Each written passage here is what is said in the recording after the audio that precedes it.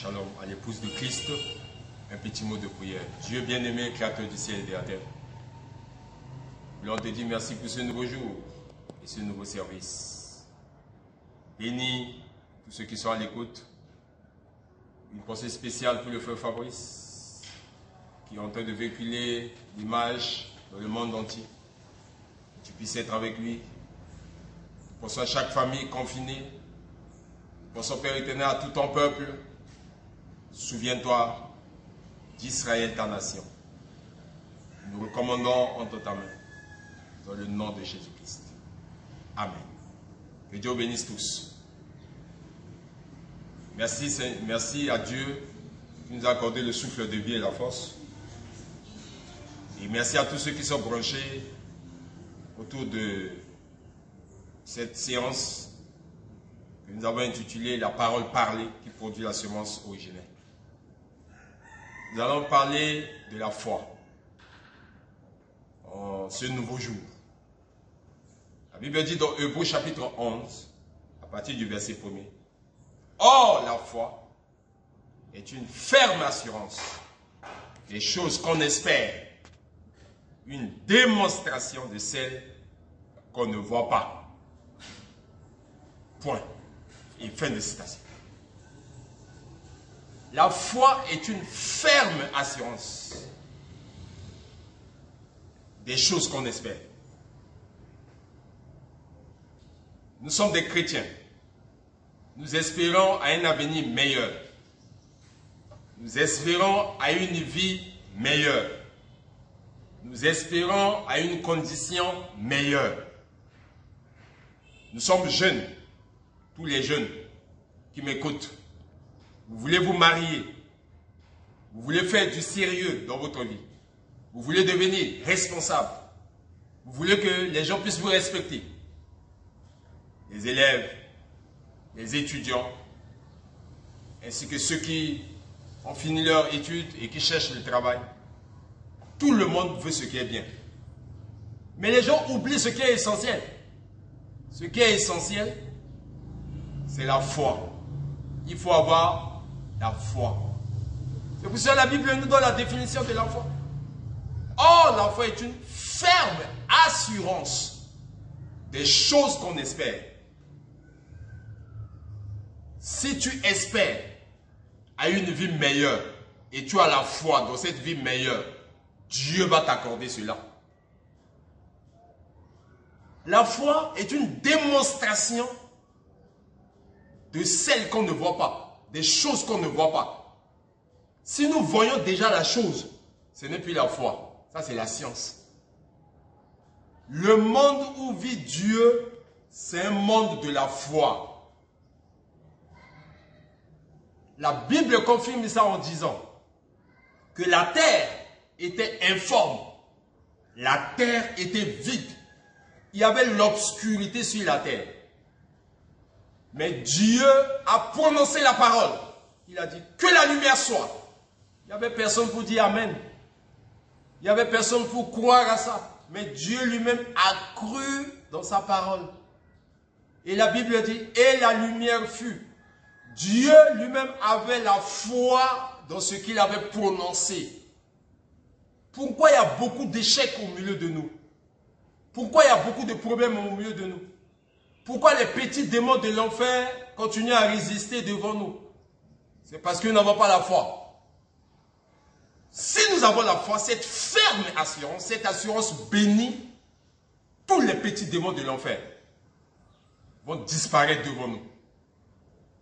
Si nous avons la foi, cette ferme assurance, et que nous croyons dans nos potentialités, les choses vont bouger pour nous.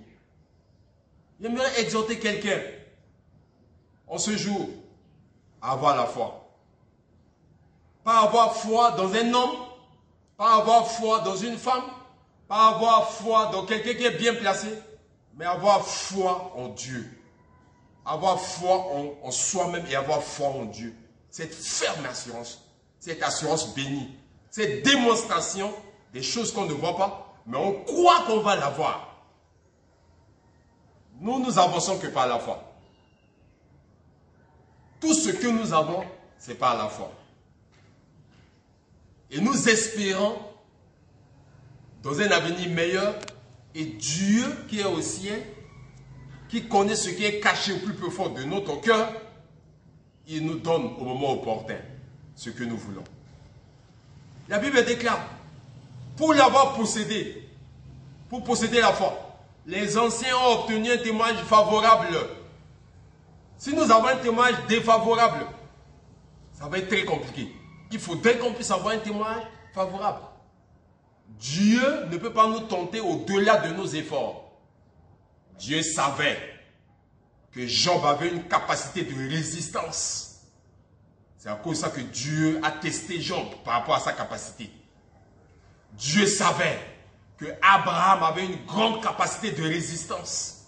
C'est à cause de ça que Dieu a testé Abraham selon sa capacité. Toi qui m'écoutes, Dieu connaît ta capacité. Oui, ma soeur, Dieu connaît ta capacité. Oui, mon frère, Dieu connaît ta capacité. Dieu ne peut pas te tenter au-delà de tes capacités. Mais le peuple de Dieu est rentré dans le fainéantisme. Le peuple de Dieu vit en deçà des privilèges que Dieu lui a accordés par manque de foi. Nous ne voulons pas croire aux réalités du christianisme. Nous ne voulons pas croire en Dieu dans sa totalité. Nous ne voulons pas nous confier entièrement entre les mains de Dieu. On se soucie toujours du lendemain. Mon lendemain, si j'abandonne ça, mon lendemain, ça va être comment? C'est ce petit copain-là qui me donne de l'argent pour que je puisse acheter les crèmes, pour que je puisse faire ceci, cela. Si je l'abandonne, comment est-ce que je vais faire? C'est cette femme-là qui m'entretient, qui me prépare à manger. Si je l'abandonne, comment est-ce que je peux faire? Dieu exige une totale séparation avec l'incrédulité. Dans l'âme de l'homme, il y a deux compartiments. Il y a un endroit là où il y a la foi. S'il n'y a pas la foi, c'est le doute qui remplace la foi. Et quand le doute s'installe dans la vie de quelqu'un, ça va être difficile. Ma prière est qu'en cette journée, que chacun puisse élever sa foi dans une dimension très élevée. Vous savez, la Bible dit, c'est par la foi que nous reconnaissons que le monde a été formé par la parole de Dieu. En sorte que ce qu'on voit n'a pas été fait de choses visibles. C'est par la foi qu'Abel offrit à Dieu un sacrifice plus excellent que celui de Caïn. Parce que la foi va de pair avec la révélation. Un homme de foi, c'est quelqu'un qui est révélé. Ouais, Jésus a posé la question à ses disciples. Que dites-vous que je suis? Les gens commençaient à dire, nous avons écouté que tu es un prophète. On nous a dit que tu es ceci, cela. Mais c'est les gens qui ont dit. Mais vous, que dites-vous que je suis? Il n'y avait personne pour parler. Mais il y avait un homme de foi. C'est Pierre. Un homme de foi, c'est un homme de révélation. Voilà, Dieu s'est révélé à lui. Il va prendre la parole, il va dire, tu es le Christ, le Fils de Dieu vivant. Quand Jésus a repris la parole, Jésus a dit, ce n'est pas la chair et le sang qui t'ont révélé ce que tu viens de dire. Mais c'est mon Père qui est au ciel qui t'a révélé ça. Ça, c'est une révélation. Et la révélation va de pair avec la foi. Un homme de foi, c'est un homme qui a toujours une certaine révélation. Et la révélation, ça vient de Dieu. Tu es Pierre. Sur cette pierre, je bâtirai mon église. Sur cette révélation, je bâtirai mon église. Et les portes du séjour de mort ne prévaudront point contre elle. Un homme de foi ne récolte pas d'échecs. Un homme de foi est toujours luisant. Même si ça ne va pas, avec la foi, ça va aller. Même si les choses ne bougent pas maintenant, avec la foi, ça va bouger. Surtout que notre Père, c'est Dieu. Et Dieu, il est le donateur de tout don merveilleux et excellent. Quand quelqu'un a Dieu dans sa vie, comme le poète dit, avoir le Seigneur Jésus-Christ dans sa vie bien-aimée, c'est une garantie. Même si tu as longtemps enduré dans la souffrance, tu finiras toujours par voir la gloire de Dieu. Beaucoup de chrétiens ont lâché prise à cause des circonstances de la vie. Beaucoup de chrétiens ont lâché prise à cause des circonstances de la vie. Beaucoup de personnes ont pris le raccourci à cause des circonstances de la vie. Mais pour toi qui m'écoutes, il faut avoir la foi. La foi est une ferme assurance. Si tu as cette ferme assurance, les choses vont bouger pour toi. Oui, mon frère. Si tu possèdes cette ferme assurance, les choses bougeront pour toi. La foi dans ses potentialités. La foi en Dieu. La foi dans l'œuvre de Dieu. Ça va faire bouger les choses. Quand tu vas posséder la foi, le ridicule ne sera pas pour toi. La bassesse ne sera pas pour toi. L'élévation sera ton partage. La gloire va être ton partage. Mais il faut avoir la foi. Cette assurance bénie. Avoir la foi dans la parole de Dieu. Parce que toute écriture est inspirée de Dieu. Dieu n'est pas un menteur. Dieu n'est pas un homme pour mentir. Il n'est pas le fils de l'homme pour se repentir. Lorsqu'il dit quelque chose, cela va s'accomplir. S'il y a un grand secret que j'aimerais te livrer, toi qui m'écoutes, avant que je puisse terminer cette séance, c'est que Dieu tient sa parole. Tous ceux qui vont rester connectés à Dieu, à la parole de Dieu, Dieu va les aider.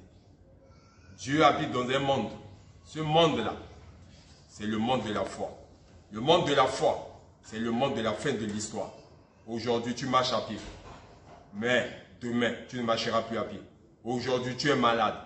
Demain, tu ne seras plus malade. C'est la fin de l'histoire qui compte.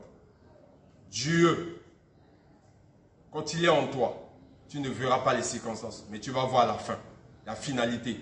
Même si les gens se moquent de toi maintenant, ces mêmes personnes, ils vont changer de langage. Pourquoi? Parce que tu possèdes la foi.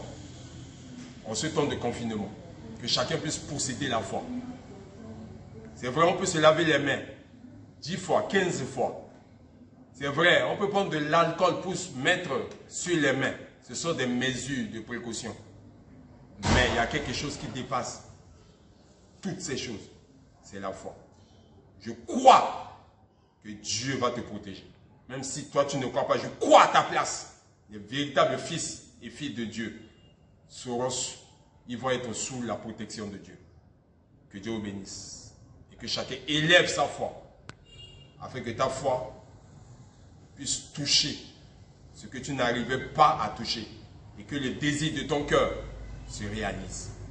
Que Dieu vous bénisse tous. Shalom à l'épouse bien-aimée. Nous prions le Seigneur. Dieu bien-aimé, créateur du ciel et de la terre. Augmente ma foi en cette journée. Augmente la foi de mon frère. Augmente la foi de ma soeur. Et que tu puisses nous aider afin que nous puissions avoir pleinement confiance en toi. Que la gloire revienne à toi. Et que la bénédiction puisse être sur nous pour des siècles et des siècles. Au nom de Jésus-Christ. Amen. Rendez-vous